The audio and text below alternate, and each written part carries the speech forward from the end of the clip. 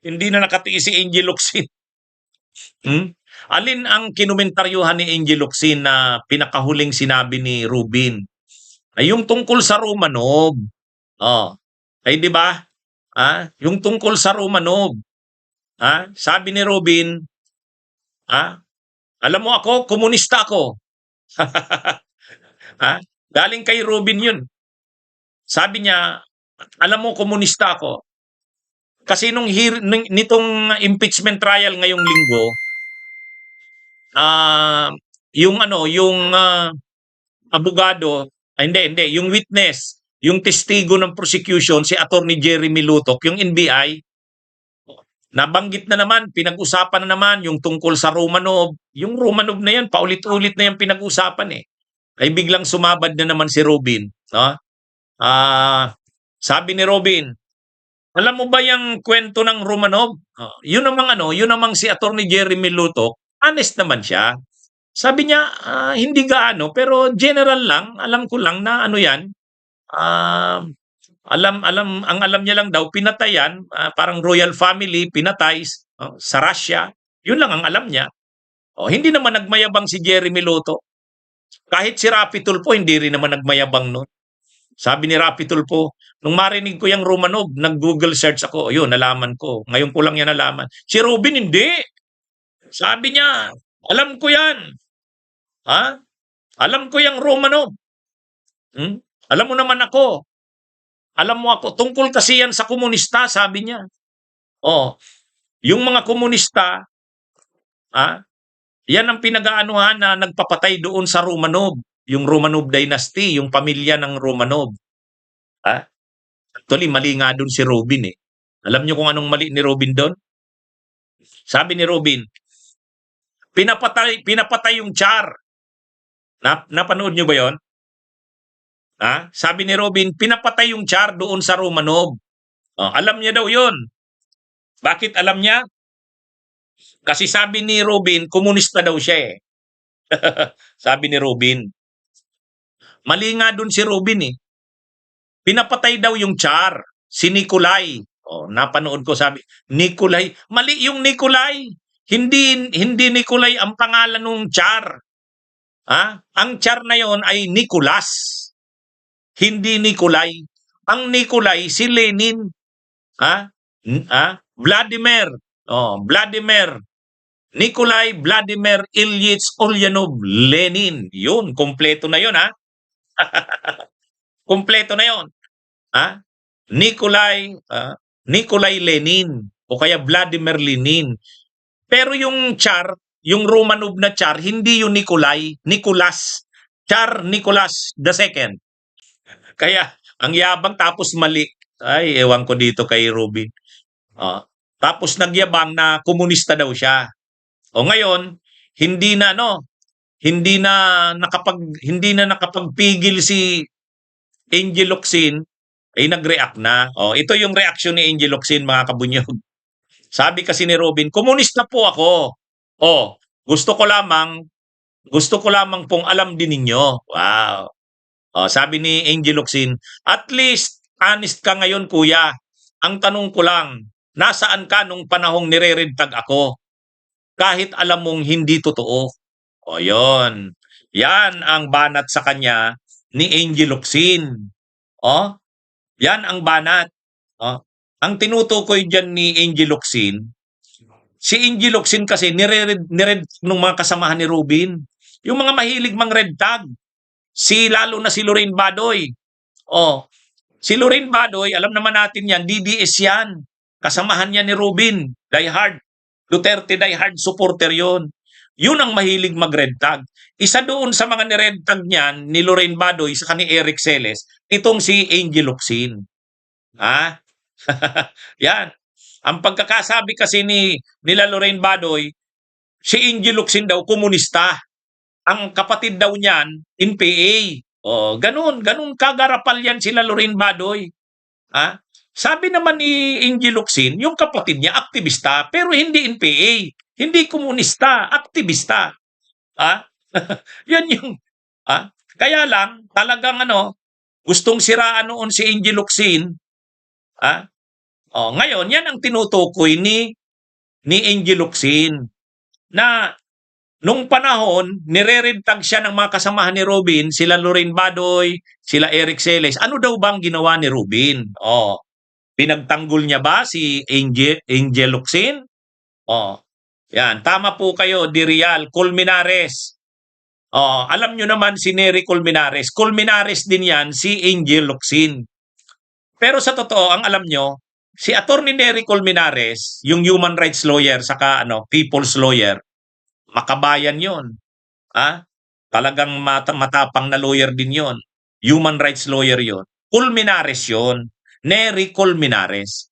Itong si Angel Locsin, Colmenares din yan. Pero alam nyo, pagdating sa dugo, pag sa edad, siyempre, bata si Angel Locsin kay Colmenares, kay Attorney Nery.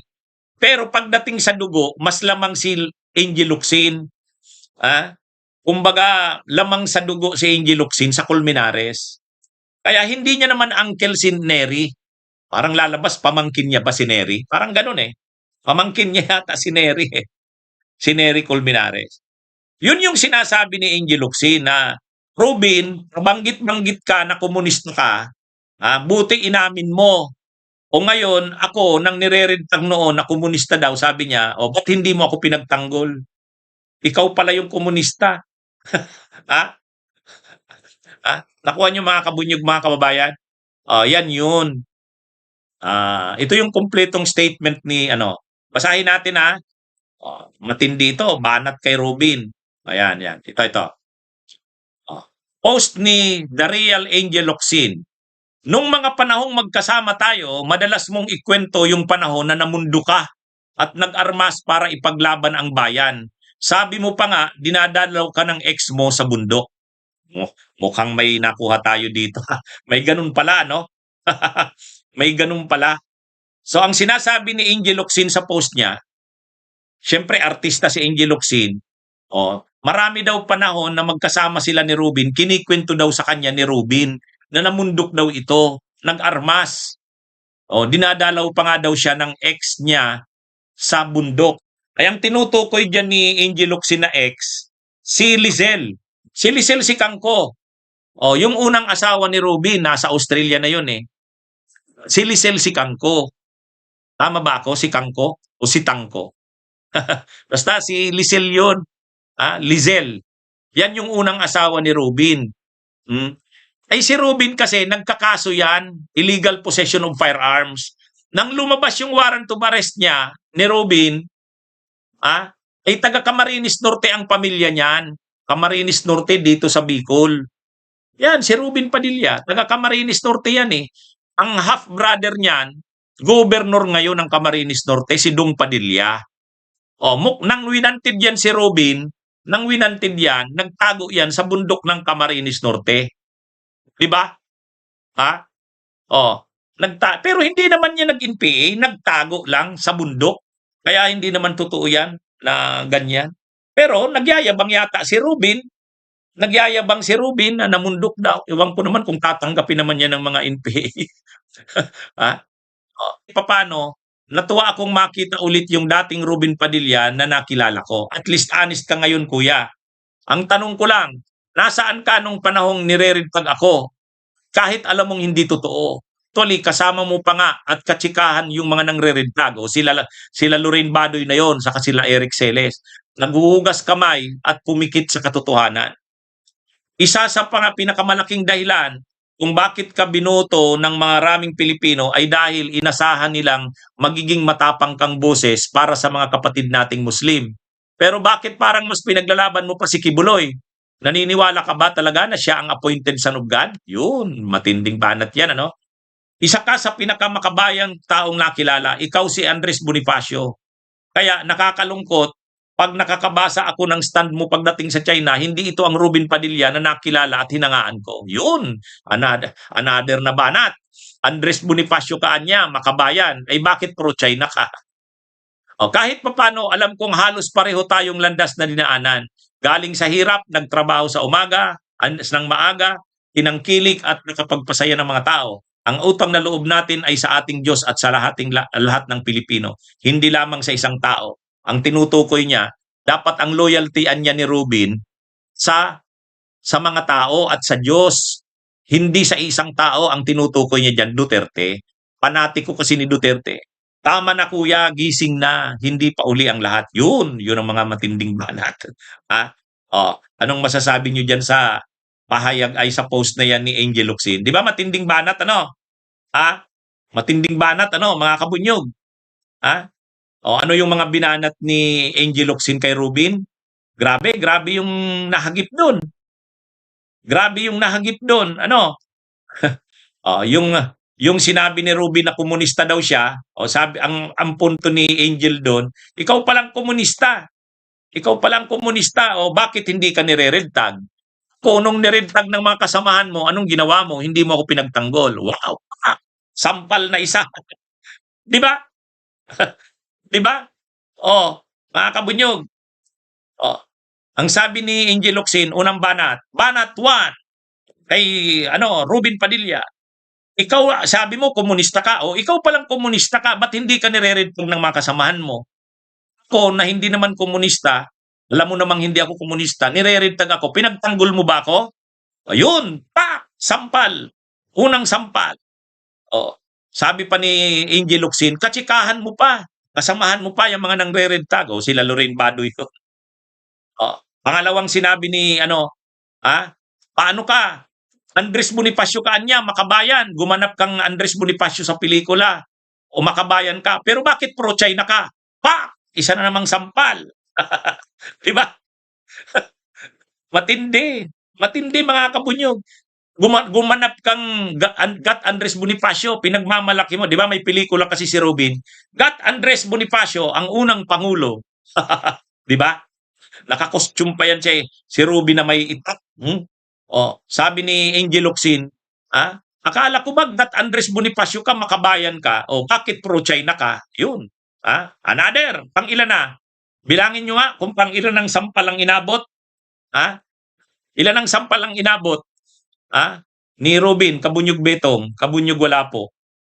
Ilan na ba? Nakailang sampal na? Ilang sampal na? Hindi nyo naman binilang eh. Bilangin nyo kung ilang sampal na yung inabot ni Rubin. Yan mga kabunyog. Dalawa ng sampal. Dalawa na. Ang unang sampal, yung pagsabi ni Rubin na komunista siya. 3 na ang bilang ni Russell eh. Musla.